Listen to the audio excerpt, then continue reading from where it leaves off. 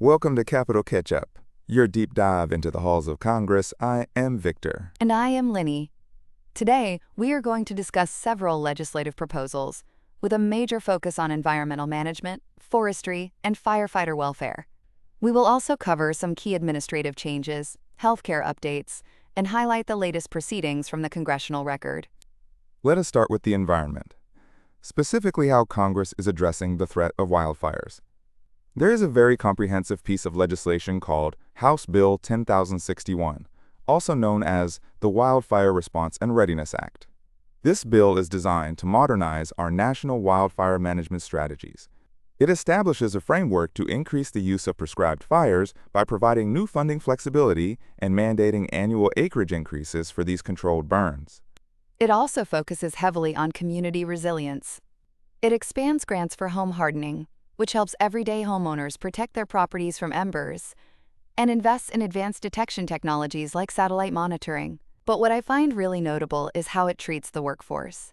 House Bill 10,061 mandates pay adjustments, retirement benefits, and mental and physical health support for wildland firefighters. These are the people on the front lines, and this bill aims to ensure their long-term safety and stability. Absolutely, Laney, and that workforce theme carries over into several other bills.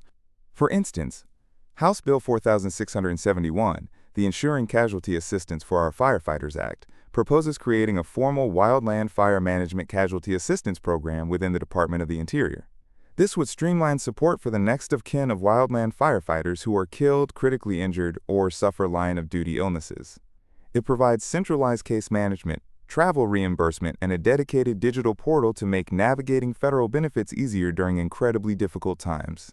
It is all about providing compassionate and efficient support.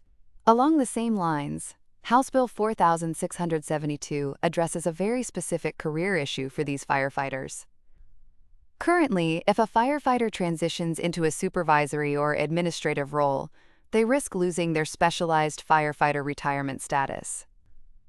This bill allows them to maintain that status if they have at least 3 years of active firefighting and do not exceed 24 months of total breaks in service.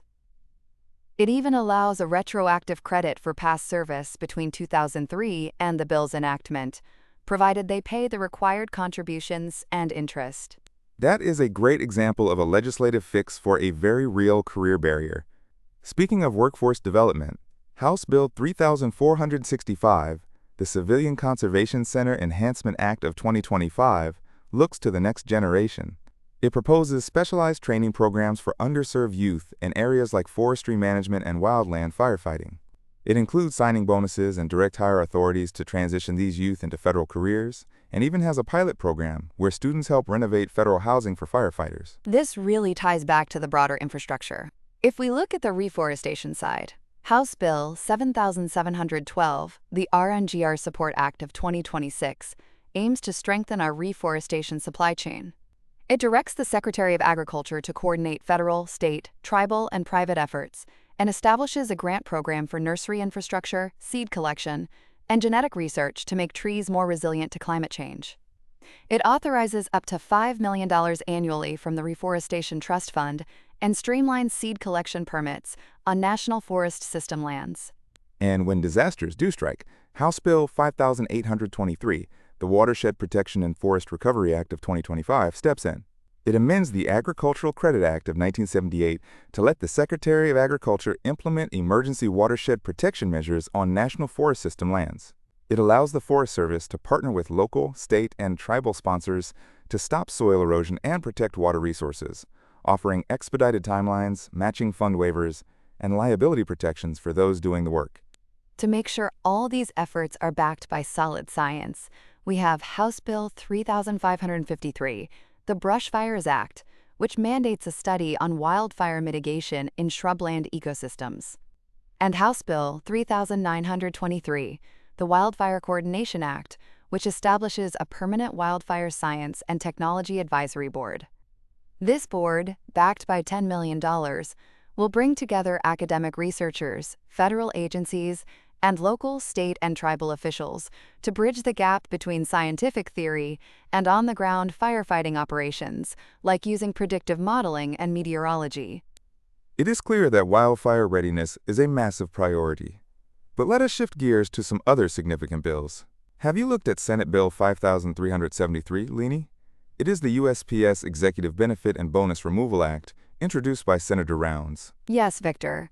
This bill targets executive compensation at the United States Postal Service. It would prohibit high-level executives from receiving luxury perks like club memberships, personal financial advisory services, and luxury travel. It also caps total executive compensation at the level of the president's salary and completely bars the Postmaster General from receiving bonuses in any fiscal year where the Postal Service runs a deficit. It is a major push for fiscal restraint and accountability. On the healthcare front, we have identical bills in both chambers. House Bill 9984 and Senate Bill 4624, both titled the Medicare Access to Radiology Care Act of 2026. These bills amend the Social Security Act to allow Medicare payments for services performed by radiologist assistants. These assistants work under the direct supervision of radiologists to improve efficiency. The bills clarify that they do not have independent practice authority or the power to make diagnostic interpretations, but it allows supervising radiologists to be reimbursed for their work. This is set to take effect on January 1st, 2027. That could significantly reduce wait times for patients needing imaging services. Now let us look at some tax and foreign service legislation. House Bill 10104, introduced by Representative Greg Steube, is the Restoring Economic Diesel Fuel Act of 2026. This bill seeks to eliminate federal penalties for using dyed diesel fuel for taxable purposes, which is normally restricted to off-road use. It would repeal Section 6715 of the Internal Revenue Code, retroactive to the end of 2025, to reduce regulatory burdens on fuel consumers.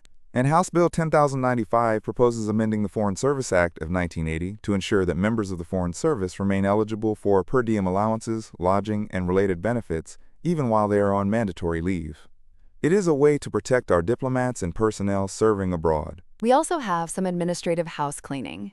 House Bill 5210 makes technical amendments to update statutory references and correct clerical errors in Titles 2, 50, and 52 of the United States Code. It is non-controversial but necessary to keep our legal system accurate. And finally, House Resolution 1484 expresses support for designating August 17, 2026, as National Nonprofit Day, recognizing the massive impact of the nation's 1.3 million nonprofit organizations and their 12 million employees. Let us wrap up with the congressional record from August 24, 2026. Both the House and Senate held brief administrative sessions before adjourning to reconvene on August 27th. The House approved its previous day's journal and received executive communications from the President regarding international atomic information agreements and national security adjustments for importing polysilicon and unmanned aircraft. Members also introduced several new proposals, including bills on synthetic narcotic sanctions, data center transparency, and public health initiatives. There were resolutions honoring the Artemis II mission, recognizing cultural heritage, and a resolution to impeach President Donald John Trump. Finally, there was an extension of remarks paying tribute to the barrier-breaking career of Fire Chief Latosha Clemens, which perfectly fits our theme of honoring fire service personnel today. Looking ahead, listeners should watch out for both chambers to reconvene on August 27th. We will be tracking whether these wildfire mitigation and firefighter support bills gain traction in their respective committees, and how the USPS Executive Compensation Bill progresses. That is all for today's Capital Catch-Up. Thank you for listening, and we will see you next time.